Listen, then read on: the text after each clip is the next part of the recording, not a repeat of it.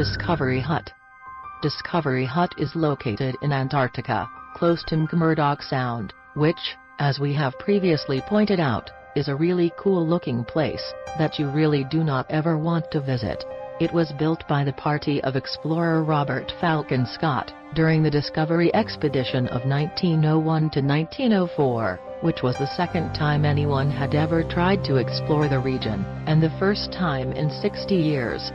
If the hut looks like it's in pretty good shape for being that old, it may be because it is pretty much frozen solid. Inside this incredibly drafty little hut, that sits in one of the coldest regions on the planet, you'll find functionally useless equipment, 90-plus-year-old stores of seal carcasses, meat and blubber, snow, ice and despair.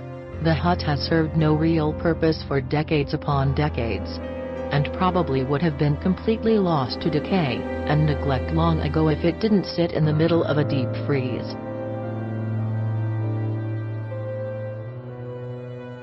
Anderlecht Veterinary School.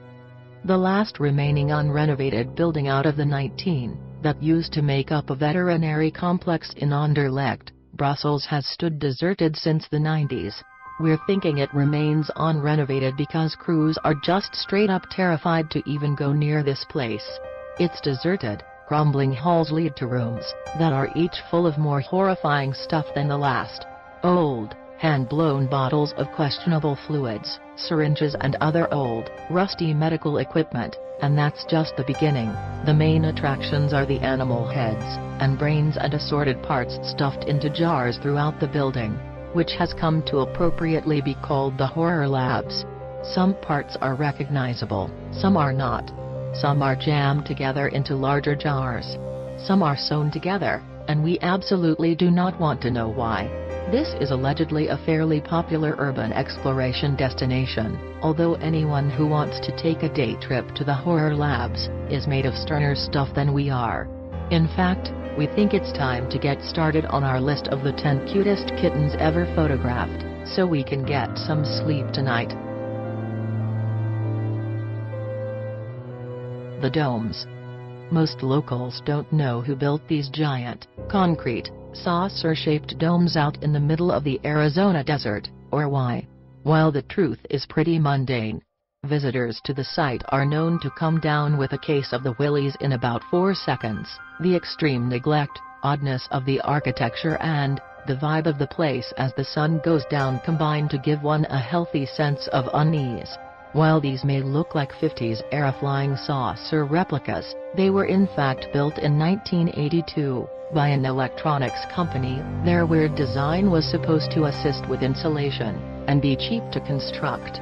The company failed in 1983, and contaminated groundwater was found at the site shortly thereafter, with cleanup not exactly a priority for the now bank-owned properties.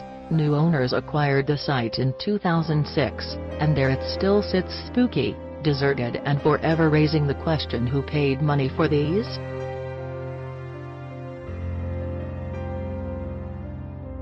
Holy Land USA. Holy Land USA was once an 18-acre theme park in Waterbury, Connecticut, that at its peak in the 1960s and 70s, saw upwards of 40,000 visitors per year. It was closed for renovation in 1984. Its owner, John Greco, died in 1986. And nobody has been sure what to do with it since. The property has been watched over by a group of nuns in the intervening decades, while it deteriorates more and more, and just gets more and more disturbing. As if the crumbling statues, dark and still structures, and obvious vandalism don't get your "let's get the hell out of here" meter in the red, there's also the fact that a teenager was murdered on these deserted grounds in 2010. While police reports have shown instances of trespassing dropping, that really just means there are fewer people around, making the place even more isolated and terrifying. Six Flags New Orleans. The New Orleans amusement park Jazzland opened in 2000, and the lease was purchased by Six Flags in 2002. The park was upgraded a year later, and renamed Six Flags New Orleans. with a Mardi Gras-themed area, and a respectable collection of rides and coasters. In 2005, a storm struck the area, a big one. You may have heard about it. Long story short, the wreck of this once merry place has sat deserted for many years since Katrina struck. It is now owned by the city with tentative plans to put a mall in its place, but if you're willing to risk an arrest for trespassing, it can serve as a hell of a creepy urban exploration outing. Just ask the guys who took these pictures.